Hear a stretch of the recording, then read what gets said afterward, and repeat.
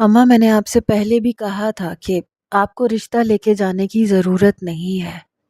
کتنا منع کیا تھا میں نے آپ کو۔ میری ماں اب میرے سامنے بیٹھے آنسو بہا رہی تھی۔ کہنے لگی مجھے نہیں پتا تھا میرا بھائی میرا مان توڑ دے گا۔ ارے بچپن کا رشتہ تھا، ایسے کیسے انکار کر سکتے تھے؟ میں نے روٹی کا نوالا منہ میں ڈالا۔ میں نے کہا آپ کو کیوں نہیں سمجھ آتی؟ پہلے کی بات اور تھی، اب بات اور ہے۔ پہلے وہ ہماری طرح مڈل کلاس فیملی سے تعلق رکھتے تھے، لیکن اب وہ بنگلے میں رہتے ہیں، پیسے کی ریل پیل ہے۔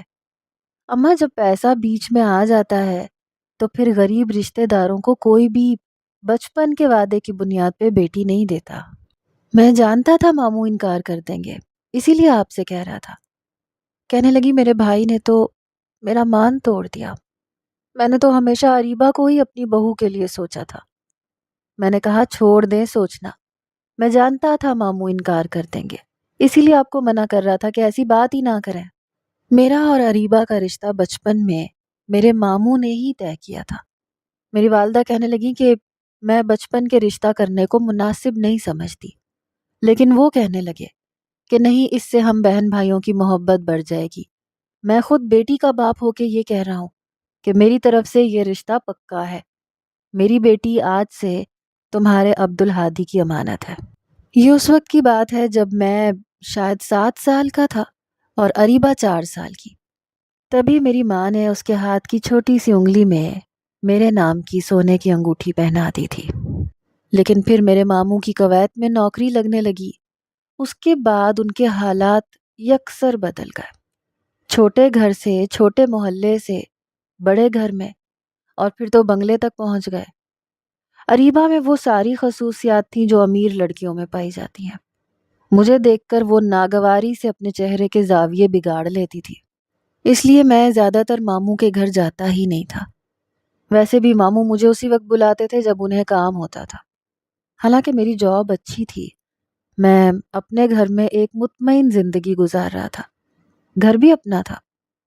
ابا کا 2 سال پہلے انتقال ہو گیا تھا، اس لیے میں اور میری والدہ ہی اس گھر میں رہتے تھے۔ ہم دونوں ایک دوسرے کا سہارا تھے۔ میری والدہ اپنے آنسو صاف کر رہی تھی۔ میں نے کہا امی پلیز بس بھی کر دیں، کھانا کھایا آپ نے؟ کہنے لگی مجھے بھوک نہیں ہے، اور تم بھی میرے سامنے خود کو جتنا مطمئن ثابت کر رہے ہو اتنے ہو نہیں۔ میں جانتی ہوں تم اریبہ کو پسند کرتے ہو۔ میرے ہاتھ میں پکڑا نوالا رکا تھا جو میں منہ میں ڈالنے والا تھا۔ دل یکبارگی سے دھڑکا تھا۔ میں نے کہا وہ آخری لڑکی نہیں ہے میرے لیے اماں۔ اس کا ایٹیٹیوڈ دیکھ کر میں نے اس سچائی کو کب سے تسلیم کر لیا تھا کہ وہ مجھے اپنے قابل نہیں سمجھتی، اور میں ان مردوں میں سے نہیں ہوں جو اپنے آپ کو دوسروں کے سامنے گرا دیں۔ اللہ کا شکر ہے اپنا کماتا ہوں، کھاتا ہوں، اچھی زندگی جی رہا ہوں۔ میری بات سن کے والدہ کہنے لگی میں سونے جا رہی ہوں، سر میں بہت درد ہے، شاید بی پی ہائی ہے۔ میں نے کہا پہلے ادھر آئے، میرے پاس آئے، میں آج آپ کو اپنے ہاتھ سے کھانا کھلاؤں گا۔ کہنے لگی مجھے بھوک نہیں ہے۔ میری تو بھوک ہی مر گئی۔ ابھی بھی ان کی آنکھوں میں آنسو تھے۔ میں نے ان کا ہاتھ پکڑا، اپنے پاس بٹھایا، اپنے ہاتھوں سے انہیں روٹی کھلائی۔ بار بار کہہ رہی تھی میرا دل بہت برے طریقے سے ٹوٹ گیا۔ میں نے کہا آپ بے فکر رہیں، آپ کی بھتیجی سے زیادہ خوبصورت اور اچھی لڑکی سے شادی کروں گا جو آپ کی خدمت کرے گی۔ کہنے لگی کب تک اپنے دل کو بہلاؤ گے؟ کیا میں نہیں جانتی تم مجھ سے کتنی محبت کرتے تھے؟ اور یہ سچ تھا، ٹوٹ کے چاہا تھا میں نے اسے، لیکن اپنی ماں کے سامنے اعتراف نہیں کیا۔ میں نے کہا بس بھی کر دیں، میں نے تو کب سے اس کے خواب دیکھنے چھوڑ دیے تھے۔ اپنی والدہ کو کھانا کھلا کر میں نے انہیں میڈیسن دی اور سلا دیا۔ پھر میں خود اپنے کمرے میں آ کر لیٹ گیا، ایک ٹھنڈی گہری سانس بھری۔ بچپن سے یہ سنا تھا کہ اریبہ عبدالہادی کی دلہن بنے گی، اس لیے بچپن سے یہی خواب دیکھا تھا، اسی کو سوچا تھا۔ پہلے پہل جب ماموں کے گھر جاتا تھا تو اریبہ کے ساتھ ہی کھیلتا تھا۔ ممانی بھی مجھ سے بہت پیار کرتی تھی، میری والدہ میں اور ممانی میں بے حد محبت بھی تھی۔ لیکن پھر آہستہ آہستہ جب ماموں کے پاس کویتی کرنسی آتی گئی اور ان کے دن بدلنے لگے تو ماموں اور ممانی کے رویے بھی بدلنے لگے۔ پہلے چھوٹے گھر سے بڑا گھر اور پھر بنگلہ۔ بڑی جلدی یہ سفر طے ہوا تھا، اس لیے ہم غریب رشتہ دار تو انہیں اب یاد بھی نہیں آتے تھے، تو ایسے وعدے کہاں اہمیت رکھتے تھے۔ میں تو پچھلے 5-6 سالوں سے ماموں، ممانی اور اریبہ کا رویہ دیکھ چکا تھا۔ میں تبھی سمجھ گیا تھا کہ اب وہ میری نہیں رہی۔ وہ تو مجھ سے سیدھے منہ بات بھی نہیں کرتی تھی، حقارت سے دیکھتی تھی۔ میری والدہ ہر عید پر مجھے زبردستی ماموں کے گھر لے جاتی تھی۔ ماموں عیدی کے طور پہ اچھے خاصے پیسے دے دیتے تھے، تو امی سمجھتی تھیں کہ شاید رشتے کی نزاکت کو ان کا بھائی سمجھتا ہے۔ ماموں ان کے لیے کویت سے تحفے لے آتے تھے تو والدہ سمجھتی تھیں کہ شاید ابھی بھی میرا بھائی ویسا ہی ہے۔ لیکن میں جان چکا تھا، کیونکہ اریبہ اب میرے ساتھ بات نہیں کرتی تھی، پہلے کی طرح مجھے اہمیت نہیں دیتی تھی۔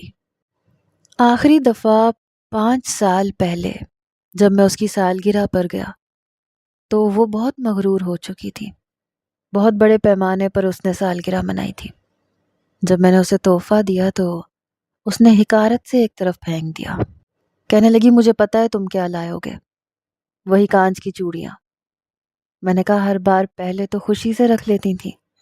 کہنے لگی میں نے اب کانچ کی چوڑیاں پہننی چھوڑ دی ہیں، میری ساری جیولری اور کپڑے کویت سے آتے ہیں۔ میں تبھی سمجھ گیا تھا کہ ان کانچ کی چوڑیوں کی طرح میرا دل بھی ٹوٹ گیا ہے، اور تب سے میں نے اس کے خواب دیکھنے چھوڑ دیے تھے۔ محنت کرنے لگا، جی لگا کر پڑھنے لگا۔ حالانکہ پہلے بھی میرا رزلٹ بہت اچھا آتا تھا، لیکن پھر میں نے اپنی محنت کو ڈبل کر دیا۔ کالج کے ساتھ ٹیوشن بھی پڑھانا شروع کر دی۔ حالانکہ ابا کی دکان اچھی چلتی تھی، مجھے خرچے کی کبھی پریشانی نہیں ہوئی تھی، لیکن میں کچھ بننا چاہتا تھا۔ میں چاہتا تھا ماموں کے برابر کا ہو جاؤں، اتنا کمانے لگ جاؤں، کیونکہ میں اریبہ کو چھوڑنا نہیں چاہتا تھا۔ ڈر لگنے لگا تھا۔ بچپن کی محبت بڑی جان لیوا ہوتی ہے جو میں اس سے کرنے لگا تھا، لیکن کئی سالوں کی انتھک محنت کے بعد بھی میں اتنے پیسے نہیں کما سکا کہ ماموں کی حیثیت کے برابر آ جاتا۔ البتہ انتھک محنت سے میں ایک اچھی فرم میں ایک اچھی پوسٹ پر تھا۔ جیسے ہی میری تنخواہ 1 لاکھ سے اوپر کی ہوئی، میری والدہ کو اپنی بھتیجی یاد آنے لگی، پرانے وعدے یاد آنے لگے کہ اب انہیں پورا کرنے کا وقت آ گیا ہے۔ میں نے منع بھی کیا تھا کہ مت جائیں، اب ان کی سوچ بہت اوپر کی ہو چکی ہے، وہ کبھی اپنی اکلوتی بیٹی کی شادی مجھ سے نہیں کریں گے۔ لیکن والدہ کہنے لگیں کہ تم بھی تو میرے اکلوتے بیٹے ہو، ہمارے گھر میں کس چیز کی کمی ہے؟ اپنا گھر ہے، تم اچھا کماتے ہو۔ میں نے کہا اماں گھر ہے، بنگلہ نہیں ہے اور نہ گاڑی ہے۔ وہ کہنے لگی میرا بھائی ان چیزوں کو نہیں دیکھتا، ابھی بھی مجھ سے بہت محبت کرتا ہے۔ میں نے کہا اگر آپ چاہتی ہیں کہ وہ ایسے ہی محبت کرتے رہیں تو مت جائیں، مت مانگیں رشتہ، نہ یاد دلائیں انہیں پرانا وعدہ، کیونکہ میں سمجھ چکا تھا کہ کانچ کی چوڑیوں کی طرح اریبہ نے رشتہ بھی توڑ دیا ہے۔ اپنی طرف سے وہ آزاد ہے تو پھر میں کیوں اس کے سامنے گروں؟ لیکن میری ماں کی ضد تھی کہ نہیں، وہ رشتہ ضرور مانگے گی، بھائی کا کیا ہوا وعدہ اسے ضرور یاد دلائیں گی۔ بہرحال وہی ہوا تھا جو مجھے پہلے سے ہی اندازہ تھا۔ خیر مجھے افسوس نہیں ہوا تھا۔ ایک بار میں آفس میٹنگ کے لیے ایک ریسٹورنٹ پہ گیا، میرے ساتھ میرے باس اور 1-2 کولیگز اور بھی تھے۔ باس مجھے خاص طور پر لے کر گئے تھے کیونکہ ان کے ایک کلائنٹ اس ہوٹل کے ریسٹورنٹ میں آنے والے تھے۔ وہیں ہماری چھوٹی سی ایک میٹنگ بھی تھی، کھانا بھی ہماری طرف سے تھا۔ میں میٹنگ میں مصروف تھا جب اچانک سے میری نظر اسی ریسٹورنٹ کے سامنے والی ٹیبل پہ پڑی، جہاں وہ ایک نوجوان کے ساتھ بیٹھی باتیں کر رہی تھی، ساتھ میں کھانا کھا رہی تھی۔ بہت بے تکلف تھی اس نوجوان کے ساتھ۔ میری طرف پیٹھ تھی اس لیے میں اس کا چہرہ نہیں دیکھ پایا، لیکن اریبہ میرے سامنے تھی۔ پہلی بار دل کو بڑی زور کا جھٹکا لگا تھا، برا بھی لگا تھا، لیکن پھر میں نے گہری سانس لی، آنکھیں بند کی اور دل کو یہ سمجھانا شروع کر دیا کہ وہ میری نہیں ہے، مجھے فرق نہیں پڑنا چاہیے۔ لیکن برا مجھے اس وقت لگا جب اس لڑکے نے بے تکلفی سے اس کا ہاتھ پکڑ کر اپنے لبوں سے لگایا، اور اریبہ نے اسے منع تک نہیں کیا۔ وہ جو کوئی بھی تھا فی الحال اس کا محرم تو نہیں تھا، کچھ لگتا بھی نہیں تھا۔ پھر ایسی بے تکلفی کیوں؟ میری میٹنگ ختم ہو چکی تھی، میں یہ سوچ رہا تھا کہ مجھے واپس چلے جانا چاہیے۔ جب میں نے اریبہ کو یہ کہتے سنا، میں تمہاری بات کا مطلب نہیں سمجھی۔ وہ کہنے لگا اسی ریسٹورنٹ کے اوپر بہت شاندار ہوٹل ہے۔ اریبہ کہنے لگی مجھے پتا ہے۔ تو کہنے لگا میں نے وہاں پر ایک کمرہ بک کروایا ہے، چلو ہم وہاں چلتے ہیں، کچھ دیر بیٹھیں گے، باتیں کریں گے۔ وہ کہنے لگی باتیں تو ہم یہاں بھی کر سکتے ہیں، دیکھو مجھے کمرے میں جانا پسند نہیں ہے جب تک کہ ہمارا رشتہ نہیں ہو جاتا۔ وہ کہنے لگا رشتہ بھی ہو جائے گا، یہاں پر میں کمفرٹیبل نہیں فیل کر رہا، پلیز میرے ساتھ چلو، مجھے تمہیں کچھ دکھانا بھی ہے۔ وہ کہنے لگی دیکھو میں یوں کمرے میں نہیں جا سکتی، برا لگتا ہے۔ لیکن وہ بار بار اصرار کر رہا تھا۔ پتہ نہیں کیوں میرے قدم وہیں جم کے رہ گئے، حالانکہ میری ان دونوں کی طرف پشت تھی، لیکن میں وہیں کھڑا ان کی باتیں سنتا رہا۔ کافی اصرار کرنے کے بعد اریبہ اس کے ساتھ کمرے میں جانے کے لیے تیار ہو چکی تھی، اور میں نہیں چاہتا تھا کہ وہ اکیلی اس کے ساتھ کمرے میں جائے، کیونکہ ایسے لڑکوں کو میں اچھے طریقے سے جانتا ہوں۔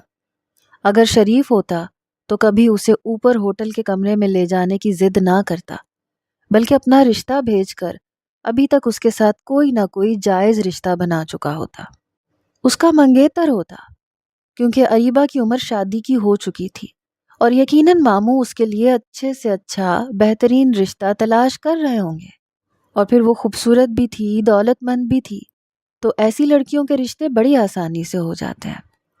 میں اپنے قدم روک نہیں پایا، اس لیے اس سے پہلے کہ وہ لڑکے کے ساتھ ہوٹل کے کمرے میں جاتی، میں نے پلٹ کر اپنے قدم تیزی سے بڑھائے اور اس کے پاس پہنچ گیا۔ مجھے دیکھ کر وہ کچھ گھبرائی تھی۔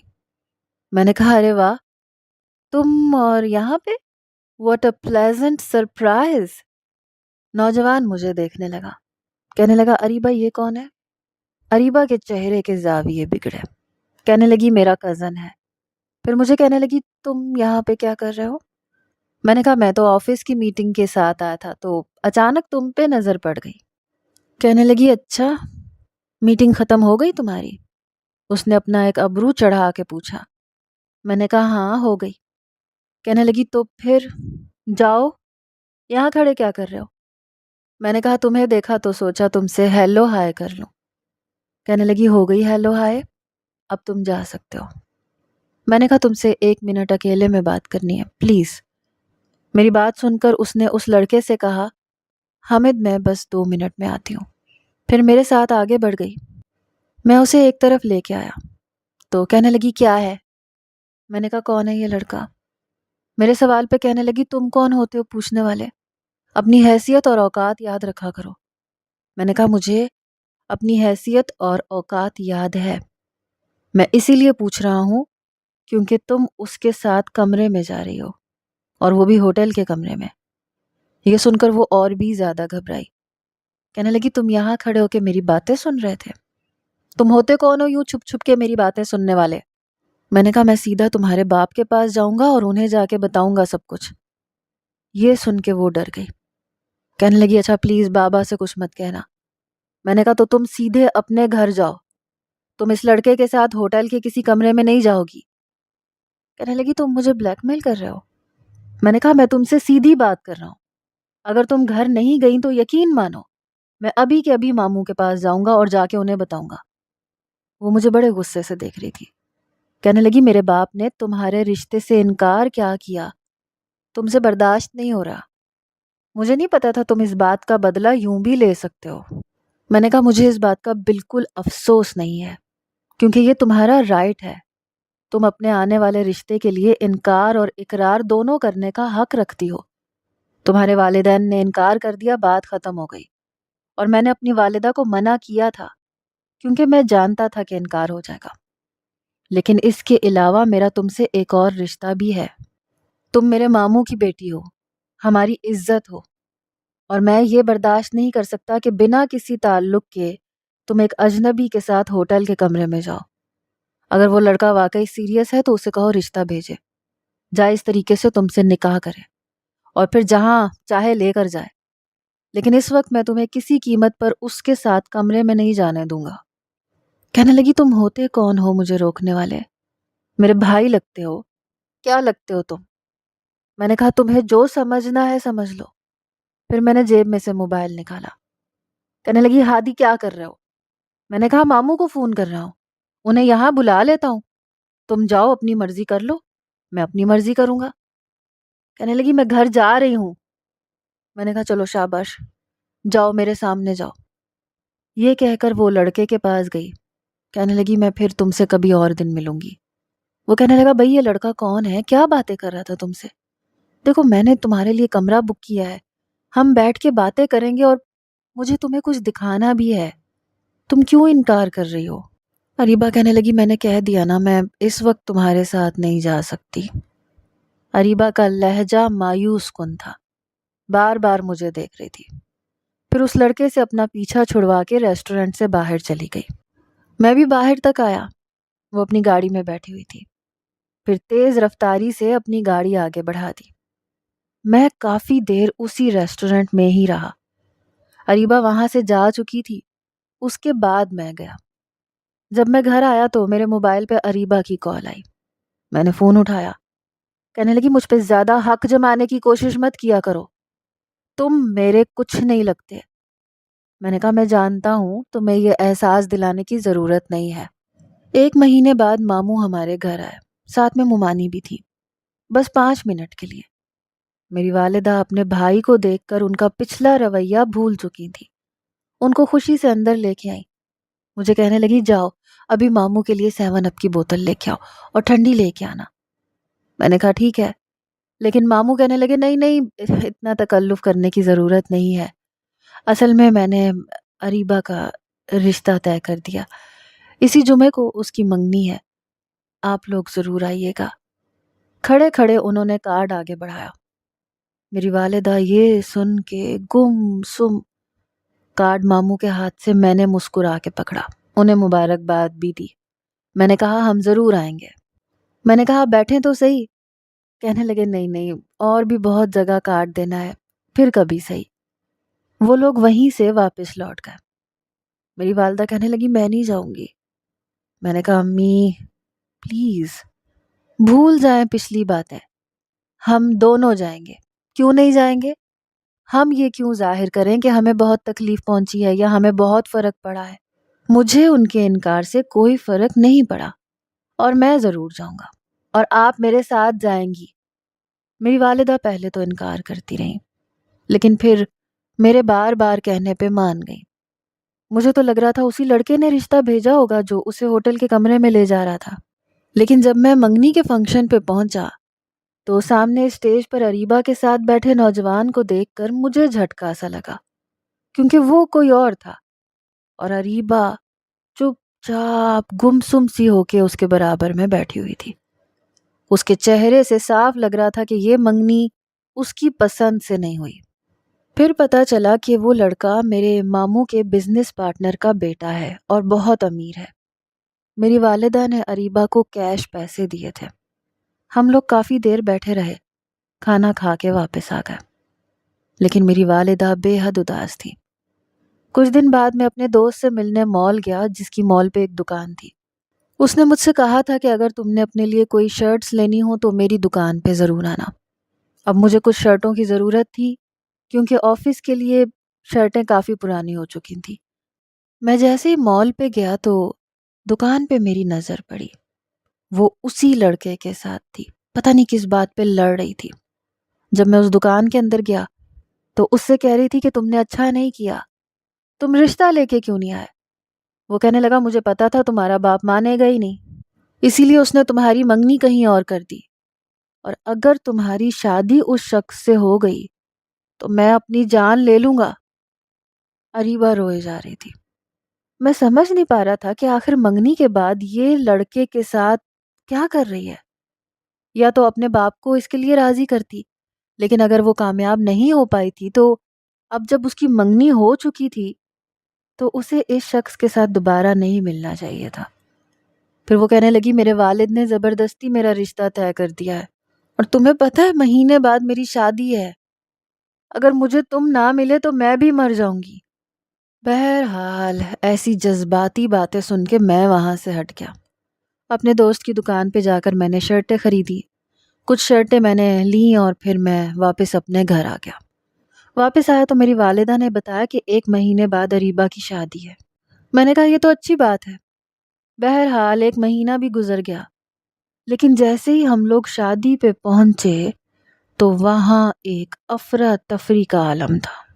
کچھ ہم لوگ پہنچے بھی لیٹ تھے کیونکہ ہال کافی دور تھا اور کافی مہنگے ہال میں میرے ماموں نے بکنگ کروائی تھی۔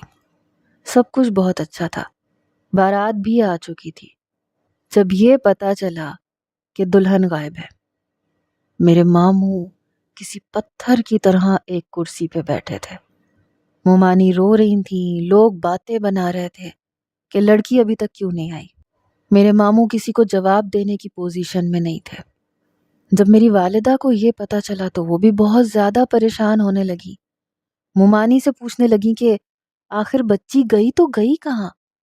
وہ کہنے لگی بس پارلر پہ تیار ہونے گئی تھی لیکن واپس نہیں آئی، ڈرائیور لینے گیا تو پتہ چلا کہ وہ تو جا چکی ہے، پتہ نہیں میری بچی اس وقت کہاں ہے۔ میں کچھ نہیں جانتی، لیکن میں یہ جانتی ہوں کہ وہ ہمیں اتنا بڑا دھوکہ نہیں دے سکتی۔ لڑکے والوں کا شور مچ گیا کہ لڑکی بھاگ گئی ہے۔ میرے ماموں کسی کو کوئی جواب نہیں دے رہے تھے۔ میرے دماغ میں ایک دھماکہ سا ہوا، مجھے یقین تھا کہ وہ اسی لڑکے کے ساتھ کہیں گئی ہوگی جو اس دن رو رو کے اپنی محبت کا یقین دلا رہا تھا۔ میرا پہلا خیال کینٹ اسٹیشن کی طرف گیا تھا۔ میں شادی ہال سے باہر نکلا، اپنی بائک اسٹارٹ کی اور کینٹ اسٹیشن چلا گیا، کیونکہ میں نہیں چاہتا تھا کہ وہ کسی غلط شخص کے ہاتھوں برباد ہو جائے، کیونکہ گھر سے بھاگی ہوئی لڑکیوں کا انجام اچھا نہیں ہوتا۔ میں جب اسٹیشن پہنچا تو تب تک ٹرین ٹریک پہ لگ چکی تھی، مسافر ٹرین میں بیٹھ چکے تھے۔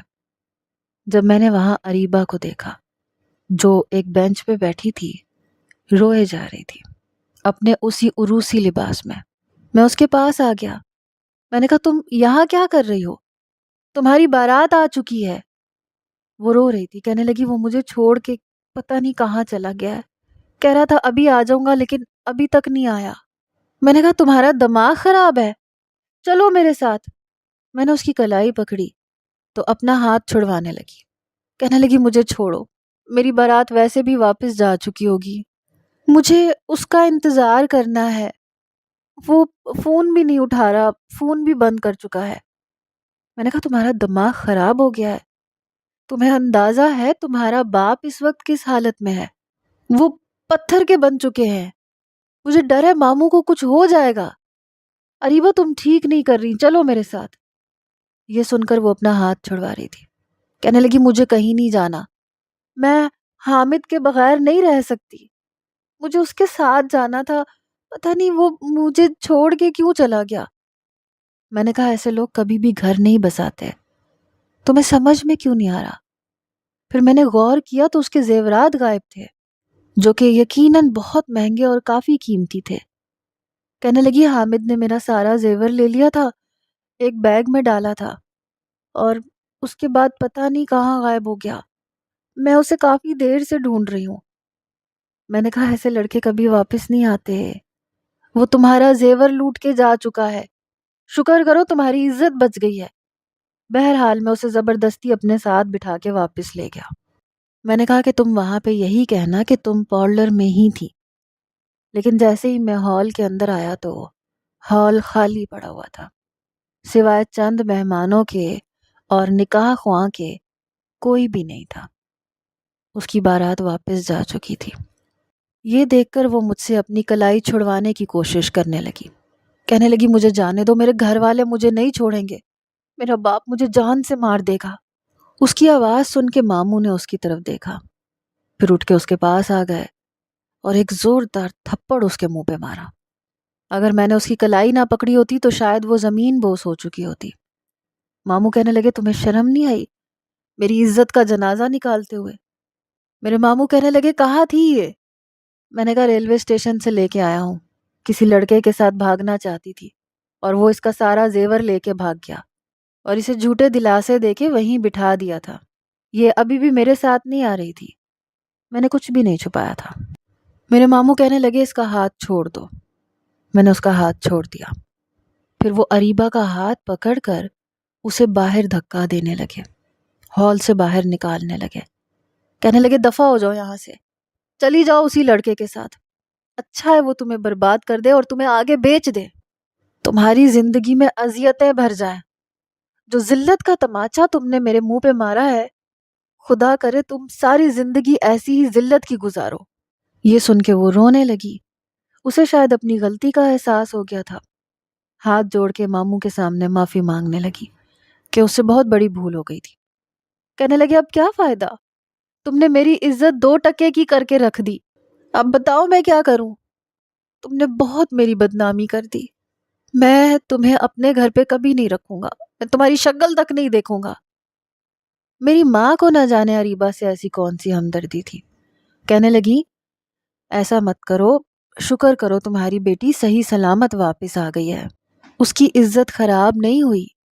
وہ کہنے لگے لیکن میری عزت ضرور خراب ہو گئی ہے، میں اسے اپنے گھر پہ کبھی نہیں رکھوں گا، آپ کو اگر اس سے زیادہ ہمدردی ہے تو ٹھیک ہے، میں ابھی کے ابھی اس کا نکاح عبدالہادی سے کر دیتا ہوں، آپ اسے یہاں سے لے جائیں، میں دوبارہ اس لڑکی کی شکل نہیں دیکھوں گا۔ میں اپنے ماموں کی بات سن کے حیران رہ گیا۔ میری والدہ کہنے لگی ٹھیک ہے، میں ابھی بھی اسے عزت دوں گی اور میرا بیٹا اس سے نکاح کرے گا۔ میں نے اپنی والدہ سے انکار کیا، میں نے کہا میں نہیں کروں گا نکاح، آپ کو کیا ہو گیا ہے، ماموں کی بیٹی آئی ہے اور وہ اسے رکھ لیں گے۔ میرے ماموں کہنے لگے نہیں، میں اسے کسی قیمت پہ نہیں رکھوں گا، اگر تم نے اس سے نکاح نہیں کیا تو میں اسے دھکے دے کے نکال دوں گا، پھر اس کے ساتھ جو ہوتا ہے مجھے کوئی افسوس نہیں ہوگا کیونکہ یہ عزت کے قابل ہے ہی نہیں۔ بہرحال اس وقت اس کا کوئی بھی سہارا نہیں تھا۔ میری والدہ مجھ سے کہنے لگی کہ اگر تم نے اسی وقت اریبہ سے نکاح نہ کیا تو میں تمہیں کبھی معاف نہیں کروں گی۔ مجبوراً ہی صحیح لیکن میں نے اریبہ سے نکاح کر لیا۔ اس وقت وہ بے سہارا تھی، جانتی تھی کہ اس کا باپ بہت غصے میں ہے، وہ اسے کبھی اپنے گھر پر نہیں رکھے گا۔ روتے دھوتے وہ میرے ساتھ رخصت ہو کر میرے گھر آ چکی تھی، لیکن میں اس پوزیشن میں نہیں تھا کہ آج رات اس کے کمرے میں جاتا۔ وہ میرے کمرے میں تھی اور میں باہر لاؤنج کے صوفے پہ سر پکڑے بیٹھا تھا۔ میں یہ سوچ رہا تھا کہ جو ہوا اچھا نہیں ہوا، ماموں کی بہت زیادہ بے عزتی ہو گئی۔ میں نے صوفے پہ کشن رکھا اور لیٹ گیا، اپنی آنکھیں بند کر لیں۔ ابھی میں سوچ بھی نہیں پایا تھا کہ مجھے آگے کیا کرنا چاہیے جب اس لڑکی نے ایسا تماشا لگایا کہ میرے ہوش اڑ کے رہ گئے۔ مجھے اپنی ماں کے چلانے کی آوازیں آ رہی تھیں، وہ زور زور سے چلا رہی تھیں، مجھے پکار رہی تھیں، کہنے لگی دیکھو اس نے کیا کر لیا، جلدی آؤ دیکھو عبدالہادی، اریبہ نے کیا کیا۔ یہ کہنے کے بعد وہ رونے لگی۔ میں بھاگتا ہوا اپنے کمرے میں گیا اور سامنے کا منظر دیکھ کے میرے ہوش اڑ کے رہ گئے، کیونکہ وہ